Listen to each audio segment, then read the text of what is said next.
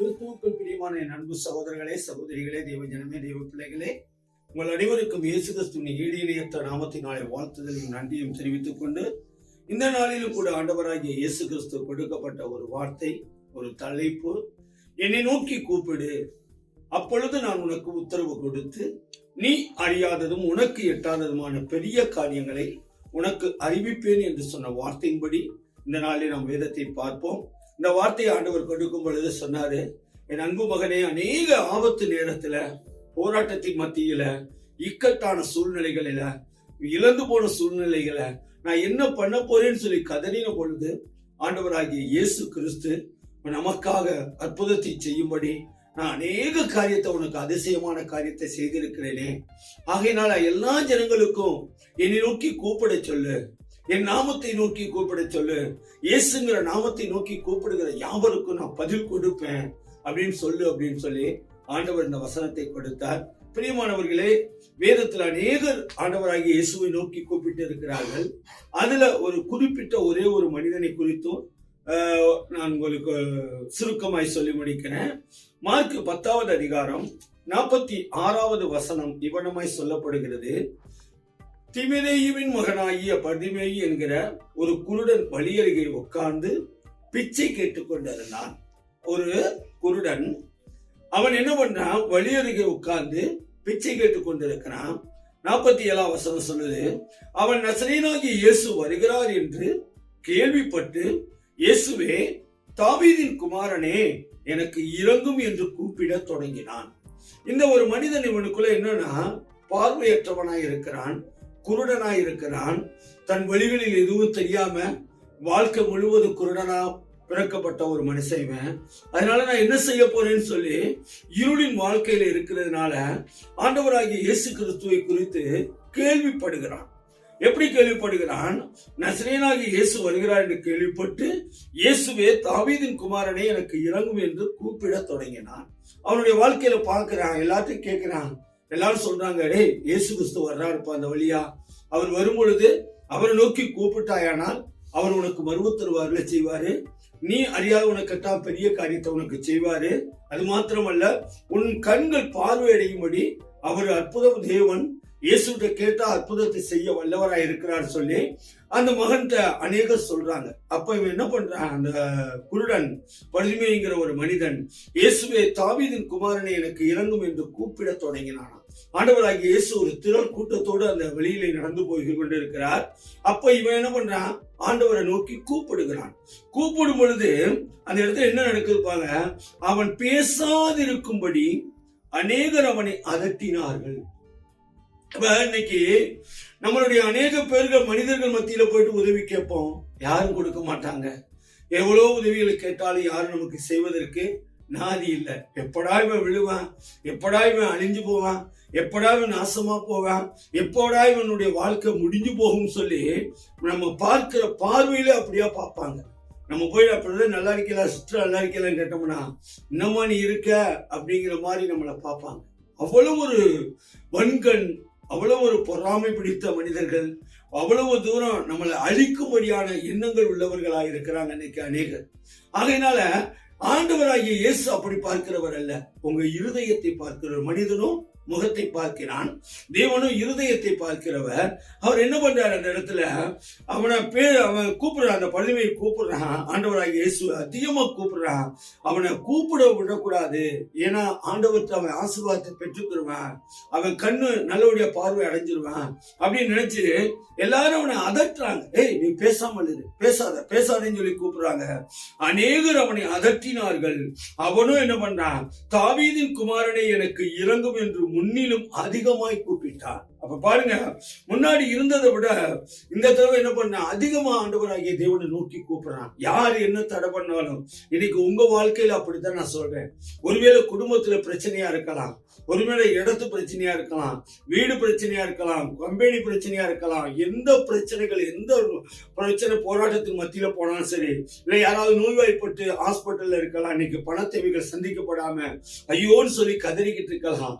நம்ம அன்புக்கு சகோதரனே, சகோதரியே, தேவ ஜனமே, உங்களுக்கு நான் சொல்லுகிறது என்னவென்றால், ஆண்டவராகிய இயேசுவை நோக்கி கூப்பிடுங்க.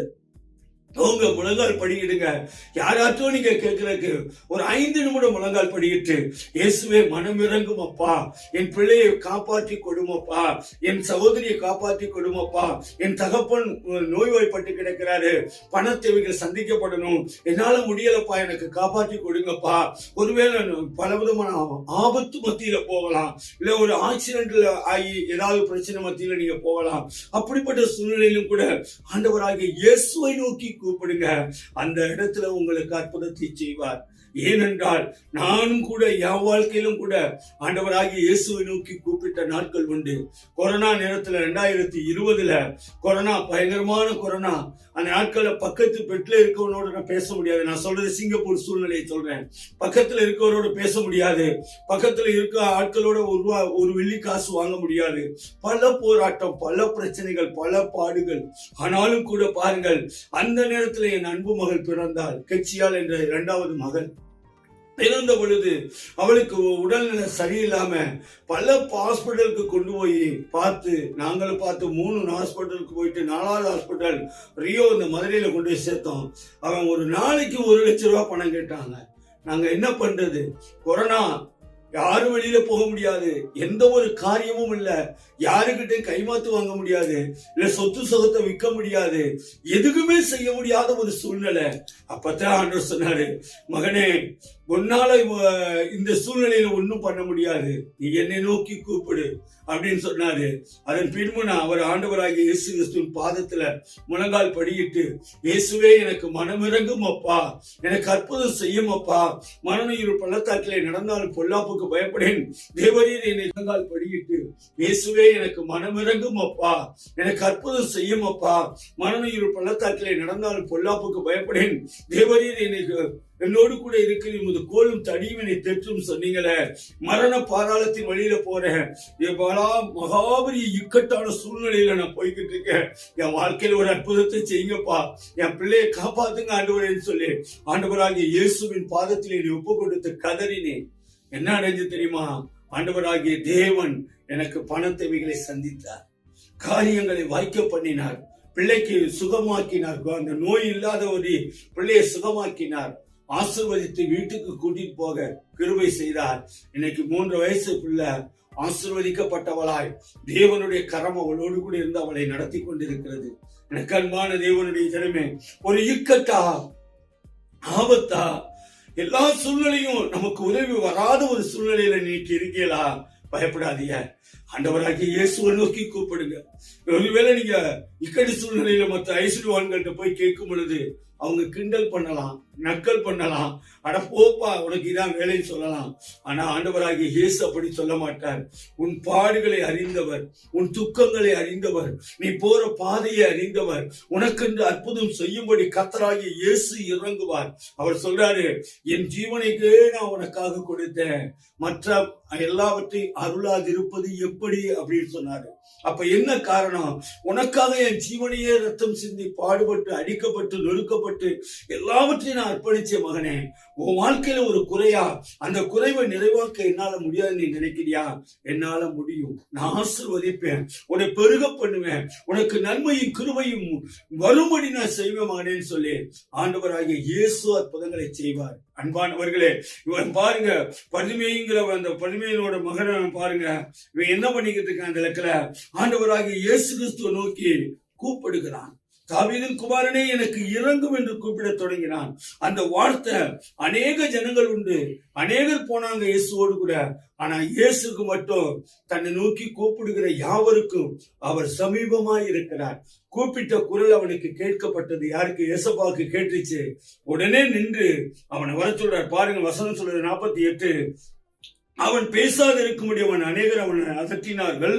அவனோ தாவீதின் குமாரனே எனக்கு இறங்கும் என்று முன்னிலும் அதிகமாய் கூப்பிட்டான். அதுக்கப்புறம் பாருங்க, இயேசு நின்று இவன் கூப்பிட தொடங்கின உடனே அந்த கூட்டத்திலையும் ஏசப்பாவுக்கு கேட்டுச்சு. நின்று என்ன பண்றாரு? அவனை அழைத்து வர சொன்னார். ஆண்டவராகிய தேவன் பார்த்தாரு. உடனே அவனை கூட்டிட்டு வா, அவன் தாவீதின் குமாரனே என்று சொல்லி என் நாமத்தை சொல்லி கதறான் என் புள்ள, அவனுக்கு நான் சுகத்தை கொடுக்கணும், அவனை ஆசீர்வதிக்கணும்னு சொல்லிட்டு ஆள் அனுப்பி அவனை கூட்டிட்டு வா அப்படிங்கிறாரு. அவர்கள் அந்த குருடனை அழைத்து, திடன் கொள், எழுந்திரு, உன்னை அழைக்கிறார் என்றார்கள். அவங்க எல்லாரும் பார்க்கிறாங்க, திடன் கொள்றா, எந்திரி, உன்னை இயேசு அழைக்கிறாரு, இயேசு கூப்பிட்டாரு. இனி உன் வாழ்க்கையில நீ குருடனா இருக்க மாட்ட அப்படிங்கிற மாதிரி இயேசு அழைக்கிறாரு, வா அப்படின்னு சொல்லி கூப்பிடுறாங்க. உடனே அவன் தன் மேல் வஸ்திரத்தை எரிந்து விட்டு எழுந்து இயேசுவிடத்தில் வந்தான். அவன் பார்த்தான், எப்போ வச்சிருக்கிற ஒரு மேல் வஸ்திரம் ஒண்ணு இருக்கும். குருடனா இருக்கிறதுனால, பிச்சை எடுக்கிறதுனால, அந்த இடத்துல உட்கார்ந்து பிச்சை எடுக்கிறதுனால அவனுக்கு ஒரு போர்வை மாதிரி ஒண்ணு வச்சிருப்பான். அந்த போர்வை இனி நமக்கு தேவைப்படாதுன்னு சொல்லிட்டு அதை தூக்கி எரிகிறான். ஏன் எரிகிறான்? ஆண்டவராகிய தேவன் எனக்கு குணமாக்க வல்லவராய் இருக்கிறார். நிச்சயமா நான் குருடன் அல்ல, நான் பார்வையடையும்படி என் கண்களை திறந்தருளுவார், என் கண்களுக்கு சுகத்தை கொடுப்பார், புதிய கண்ணை வைக்க அவரால் முடியும் சொல்லி அவன் இருதயத்துல சந்தேகப்படாம தேவன் மேல விசுவாசத்தோட நம்பிக்கையோட அவன் நினைச்ச அந்த மேல் வஸ்திரத்தை தூக்கி எரிஞ்சிட்டு வர்றான். 51ஆம் வசனம் சொல்லுது, அற்புதமான வார்த்தை. இயேசு அவனை நோக்கி, என் அன்பு மகனே, நான் உனக்கு என்ன செய்ய வேண்டும்? இன்னைக்கு ஆண்டவர் அதைத்தான் கேட்கிறார். உங்க ஒவ்வொருவருக்கும் என்ன பிரச்சனையில இருக்கா, என்ன போராட்டத்தில் இருக்கா, என்ன நிந்தையில இருக்கா, என்ன அவமானத்துல இருக்கா, உனக்கு என்ன குறை இருக்கு உன் வாழ்க்கையில, நீ குருடனா இருக்க மாட்ட அப்படிங்கிற மாதிரி இயேசு அழைக்கிறார், வா அப்படின்னு சொல்லி கூப்பிடுறாங்க. உடனே அவன் தன் மேல் வஸ்திரத்தை எரிந்து விட்டு எழுந்து இயேசுவிடத்தில் வந்தான். அவன் பார்த்தான், எப்போ வச்சிருக்கிற ஒரு மேல் வஸ்திரம் ஒண்ணு இருக்கும். குருடனா இருக்கிறதுனால, பிச்சை எடுக்கிறதுனால, அந்த இடத்துல உட்கார்ந்து பிச்சை எடுக்கிறதுனால அவனுக்கு ஒரு போர்வை மாதிரி ஒண்ணு வச்சிருப்பான். அந்த போர்வை இனி நமக்கு தேவைப்படாதுன்னு சொல்லிட்டு அதை தூக்கி எரிகிறான். ஏன் எரிகிறான்? ஆண்டவராகிய தேவன் எனக்கு குணமாக்க வல்லவராய் இருக்கிறார். நிச்சயமா நான் குருடன் அல்ல, நான் பார்வையடையும்படி என் கண்களை திறந்தருளுவார், என் கண்களுக்கு சுகத்தை கொடுப்பார், புதிய கண்ணை வைக்க அவரால் முடியும் சொல்லி அவன் இருதயத்துல சந்தேகப்படாம தேவன் மேல விசுவாசத்தோட நம்பிக்கையோட அவன் நினைச்ச அந்த மேல் வஸ்திரத்தை தூக்கி எரிஞ்சிட்டு வர்றான். 51ஆம் வசனம் சொல்லுது, அற்புதமான வார்த்தை. இயேசு அவனை நோக்கி, என் அன்பு மகனே, நான் உனக்கு என்ன செய்ய வேண்டும்? இன்னைக்கு ஆண்டவர் அதைத்தான் கேட்கிறார். உங்க ஒவ்வொருவருக்கும் என்ன பிரச்சனையில இருக்கா, என்ன போராட்டத்தில் இருக்கா, என்ன நிந்தையில இருக்கா, என்ன அவமானத்துல இருக்கா, உனக்கு என்ன குறை இருக்கு, அதை நீ சொல்லு என்கிட்ட. சோத்திரத்தோடு கூடிய ஜெபத்தினால் வேண்டுதலினால் தேவனுக்கு தெரியப்படுத்துங்கள். அப்பொழுது எல்லா புத்திக்கும் மேலான தேவ சமாதானத்தை நான் உனக்கு கொடுப்பேன். என்னை நோக்கி கூப்பிடு, நான் உனக்கு மறுவுத்தரவு அருளிச்சுவேன். நீ அறியாத உனக்கு கேட்டால் பெரிய காரியத்தை நான் உனக்கு அறிவிப்பேன். உன் வாழ்க்கையை மாற்றுவேன், உங்களை ஆசீர்வதிப்பேன், உங்களுக்கு நன்மையும் கிருபையை நான் தொடர பண்ணுவேன். என்னால முடியும். ஏனென்றால் வானத்துக்கும் பூமிக்கும் சகலத்துக்கும் சகல அதிகாரம் படைத்த கடவுள் நான் தான் சொல்லி இயேசு சொல்றாரு. அவரிடத்தில் கேட்கிறவர்களுக்கு கொடுப்பார். வேதம் சொல்லுகிறது, கேளுங்கள் கொடுக்கப்படும், தட்டுங்கள் திறக்கப்படும், தேடுகிறவன் கண்டறிவான். ஆண்டவராகிய இயேசுவிடத்தில் கேட்கிற யாவருக்கும் அவர் கொடுக்க வல்ல தேவனாய் இருக்கிறார். இன்றைக்கு மனுஷனை பார்க்காதீங்க, மற்ற எந்த ஒரு காரியத்தை நீங்க பார்க்காதீங்க. ஆண்டவராகிய இயேசு கிறிஸ்துவை நோக்கி கூப்பிடுங்க, அவர் உங்களுக்கு உத்தரவு கொடுப்பார். ஆண்டவர் கேட்கிறார், அவனை நோக்கி, நான் உனக்கு என்ன செய்யணும்? இன்னைக்கு உங்களை பார்த்து கேட்கிறார் கர்த்தர், உனக்கு என்ன வேணும், உனக்கு என்ன செய்யணும் என்று சொல்லு மகனே, என்று சொல்லு மகளே, நான் உனக்கு அற்புதம் செய்ய ஆயத்தமா இருக்கிறேன். இயேசு சொல்றாரு. சொன்ன உடனே அவன் சொல்றான் பாருங்க, செய்ய வேண்டும் என்று இருக்கிறாய் அப்படின்னு கேட்டவனே, அதற்கு அந்த குருடன், ஆண்டவரே, நான் பார்வை அடைய வேண்டும் அப்பா, நான் பார்வை அடையணும், குருடனா பிறந்துட்டேன், குருடனா இருக்கிறேன், என் வாழ்க்கை இருள கிடக்கு, என்னால நல்ல ஒரு காரியத்தை செய்ய முடியலப்பான்னு சொல்லி அவன் தன் வார்த்தையின் மூலியமா ஆண்டவராகிய இயேசுவிடத்தில் கேட்கிறான். கேட்ட பொழுது அப்பா சொல்றாரு பாருங்க, இயேசு அவனை நோக்கி, நீ போகலாம். என்ன சொல்றாரு? நீ போகலாம், உன் விசுவாசம் உன்னை ரட்சித்தது என்றார். ஏன் அந்த இடத்துல ரட்சித்தது, விசுவாசம் தான் உன்னை ரட்சித்ததுன்னு சொல்லணும் இயேசப்பா. ஏன்னா இவன் தாவீதின் குமாரனேன்னு சொல்லி கூப்பிடுறான். எல்லாரும் அதட்டாங்க, டேய் கத்தாதரா, டேய் கூப்பிடாதரா, டேய் பண்ணாதரான்னு சொல்லி தடை பண்ணும்படி அநேகர் வர்றாங்க. ஆனாலும் இவனுக்குள்ள என்ன, இயேசுவை குறித்து கேள்விப்பட்டிருக்கிறான். அவர் குருடர்களுக்கு பார்வையடை செய்வார், நுடவர்களை நடக்க செய்வார், என்ன ஊமையர்களை பேச செய்வார், அநேக மரித்தவனையும் உயிரோடு எழுப்ப செய்வார். வானத்துக்கும் பூமிக்கும் சகல அதிகாரம் படைத்தவர் இயேசு கிறிஸ்து என் பாவத்துக்காய் எனக்காய் சர்வலோகத்தின் பாவத்தை சுமந்து தீர்க்கிற தேவ ஆட்டுக்குட்டியாய் இயேசு கிறிஸ்து இந்த உலகத்துக்கு வெளிப்பட்டு இருக்கிறார். அந்த தாவீதின் குமாரனாகிய இயேசுவை நோக்கி கூப்பிட்டால் எனக்கு விடுதலை கொடுப்பார், என் பார்வை அடைய செய்வார், என் வாழ்க்கையில் ஒரு புதிய ஒரு அத்தியாயத்தை உருவாக்க அவரால் முடியும் சொல்லி தன் தேவனாகிய கர்த்தர் மேல வச்சிருந்த அந்த விசுவாசம் அவனை ரட்சித்தது. அவனுக்கு சுகத்தை கொடுத்தது. அதுதான் இயேசு சொல்லுகிறார், அவனுக்கு உனக்கு என்ன செய்ய வேண்டும் என்று இருக்கிறாய் மகனே சொன்னோன்னு, அதுக்கு நான் பார்வையடையப்பான்னு சொல்லி கேட்கிறான்.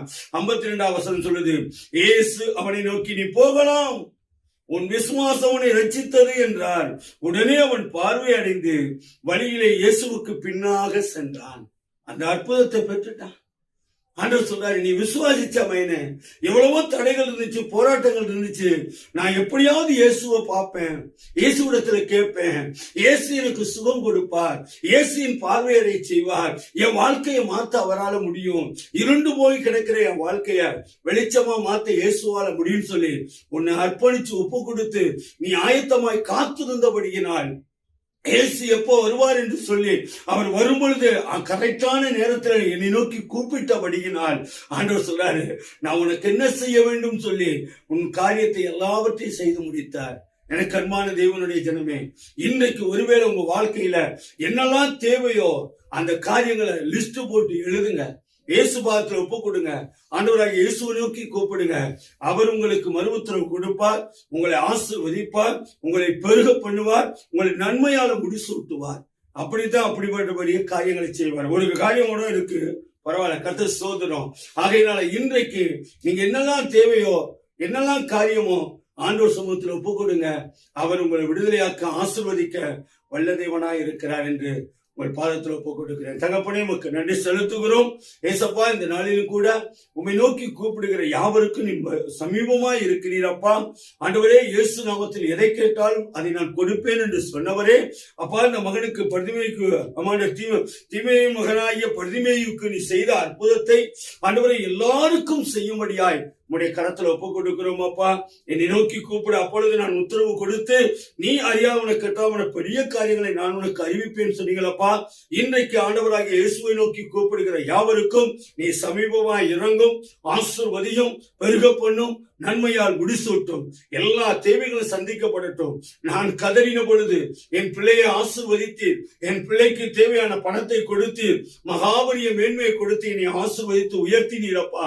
அதே போல இன்றைக்கு ஆபத்து என்று கதறுகிறவர்கள், பற்றாக்குறை என்று கதறுகிறவர்கள், குடும்பத்தின் பிரச்சனை மத்தியில் கதறுகிறவர்கள், யாரெல்லாம் உண்மை நோக்கி கூப்பிடுகிறார்களோ அவர்களுக்கு சமீபமாய் இறங்கி அவர்களுக்கு அற்புதத்தை செய்யும்படியாய் ஜெபிக்கிறேன் அப்பா. தடைகள், கட்டுகள், சாபங்கள் உடைக்கப்படட்டும் அப்பா. அந்தகார வல்லமைகள் இயேசுவின் நாமத்தில் சுட்டரிக்கப்படட்டும் ராஜா. இன்று முதல் ஒவ்வொருவருக்கும் ஆண்டவராகிய இயேசு உதயமாகி எல்லா காரியத்தையும் நீ நடப்பிக்க போவதற்காக நன்றி செலுத்துகிறேன். ஆளுகை செய்யும், ஆசீர்வதியும் இயேசு என்ற வல்ல நாமத்தில் ஒப்புக் கொடுத்து ஜெபத்தை எடுக்கிறோம். ஜெபங்களின் ஜீவனுள்ள அல்ல பிதாவே, ஆமென். Thank you all of you. God bless you.